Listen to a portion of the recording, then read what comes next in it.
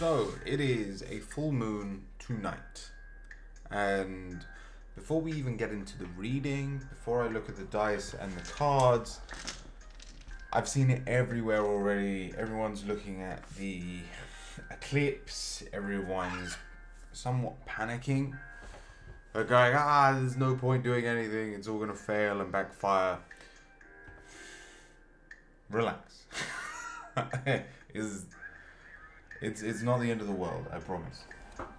But as we start pulling these cards, do understand that, especially over the next 2 days, your shadow self, your dark side, is gonna try and poke its head through the cracks and be like, hey, so this is something you haven't dealt with for a while. Kind of wondering if you can think about it. And if you're able to tap into it and go, you know what, that is something that has been worrying me. And so we're thinking along the lower frequencies. So fear, worry, doubt, shame, these sort of things, these kind of emotions.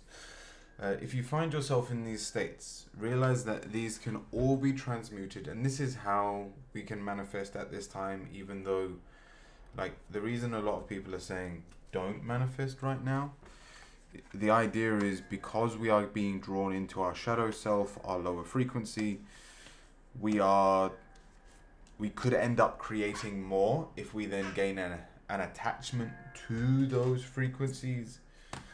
But I'm here to say that you're strong enough. Don't be scared when you're extremely powerful. A moon does not change you. Does not change your point of view, does not change who you are in this world. It just brings elements out of you. And so, finally, perfect. Finally, if you allow yourself to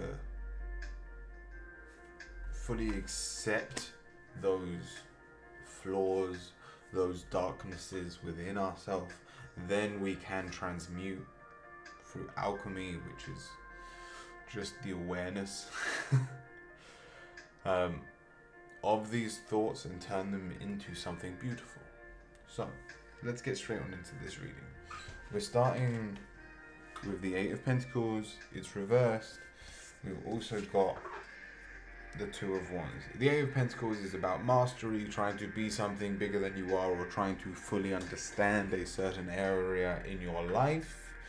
The Two of Wands is getting a choice. So maybe there's one or two of these different areas you want to prioritize, and right now you're split. You are struggling with that idea of, I would love to master this, I would also love to master this. And so we are getting a very strong rift where our future path is trying to turn in two different ways right now. And we have the Tower. So there is a very strong chance that one of these ways does not serve us anymore, and this is where those emotions come up. Think of it like the universe testing you on what you want to manifest. Here we have all of those fears we were talking about. Fears, what we're scared of. Maybe we doubt we're good enough. Are we good enough? I really shouldn't try to type with this. That is enough. It looks like Oreo, but that was meant to say enough. Are we good enough? And if you keep holding on to those thoughts, and again, don't beat yourself up for thinking these thoughts during the energy of a full moon. But, so we're here. Let me change the color. Right, we're here right now. Full moon. You have 2 days. Day 1, day 2. On the 3rd day, you make the decision. And so, with that Tower, it either crumbles and you stay exactly how you are, because at the end of the day, not manifesting is just staying stagnant. or you finally try to tap into your creativity. The Six of Cups is about joy, abundance, loving your inner child, or we find that passion within ourselves and we start traveling a new path of joy.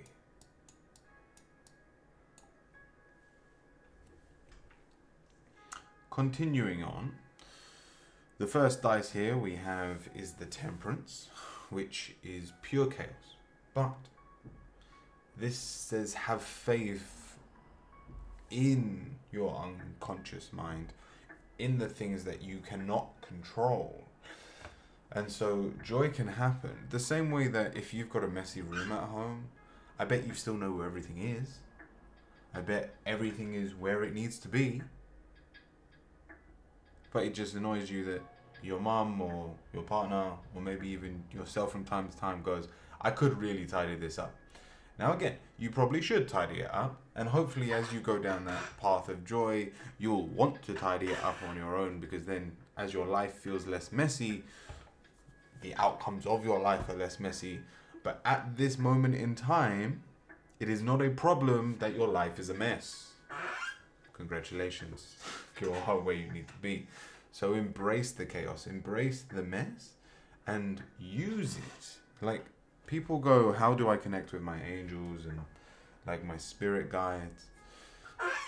They are here 24/7 in your world. And unless you're willing to give meaning to the things around you, you'll never understand the language of your guides. And so I've given the example multiple times. Like, for me, it's either angel numbers or animals. So if I see a squirrel, I know I'm experiencing joy, or that joy is coming towards me. If I see a black bird of any kind, I know I am learning some form of divine wisdom. If I see my angel numbers, so whether that's 777 or 4 ones, I know I'm at the right place at the right time. And so find the messages from the universe around you. And again, we're in a full moon, so if we're talking spirit world, if you need some form of permission slip to allow yourself to see these things, a full moon is a good enough reason to start believing in yourself and that your angels and guides are around you. Now, your actual answer is the King of Wands. So this is a call for action, and it's followed by Leo energy. So when I say a call for action, we're meant to be a leader. We're meant to stand up and really fight for what we believe in right now. Go on, let's see how well I can draw. I'm thinking like Game of Thrones vibes. This is your throne. Claim your throne, or the universe will place you on someone else's. Do you understand? Here's you, look. Let me show you the two versions of yourself. Here's the happy one. It's it's just a smiling face, you see. And then here's your negative side.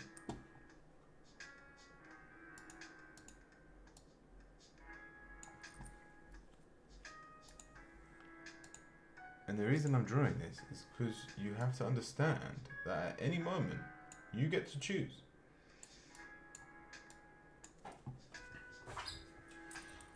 Who you are on your throne.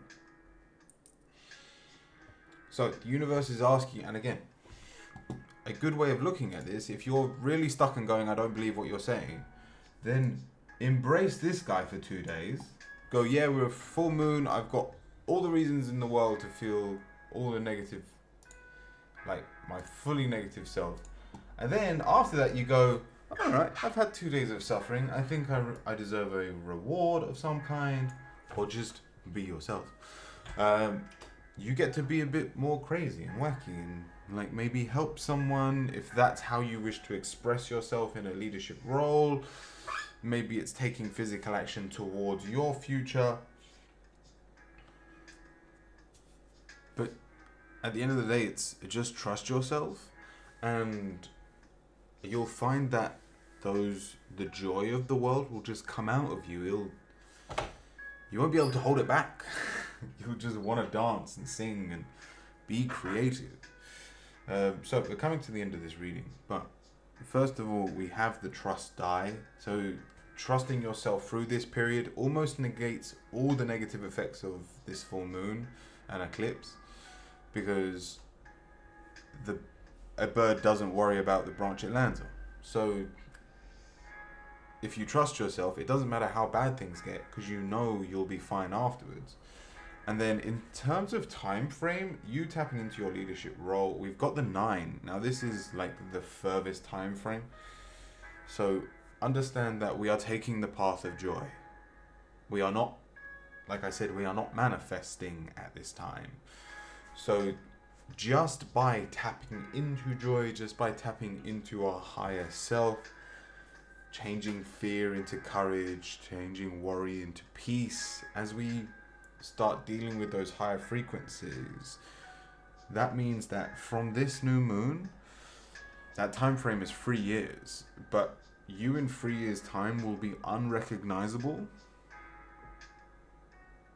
from taking the tiniest action, like find joy in your moment. And I think I'll end it here, but understand that with such a small action as just finding peace, finding yourself in a place of happiness from 2 days from now, and allowing yourself to go, yes, it has been a bit shit for me recently. Yes, I've felt my shadow self trying to claw its way out, but that is a version of myself. If you believe in the law of duality, well, those things have to be there, and then I get to decide which side of that pole I get to dance on. Well, that's a lovely image to think about. You can climb the pole and have fun like a child climbing a tree, or you can fall down that pole and then the pole happens to you, and that's when you feel like you don't have any control.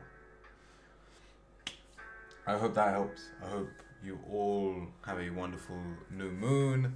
By all means, do your rituals at this time as well. They are very handy. So things that I do on a full moon: cleanse your crystals. So just leave those on your windowsill or outside if they can be in the rain. Fill up a bottle of water. Put that on your windowsill or outside. If you've got like a glass bottle, that's really good. And I call that moon juice. And so over the next 2 days, you allow that to charge. Or at least especially tonight with it being the full moon.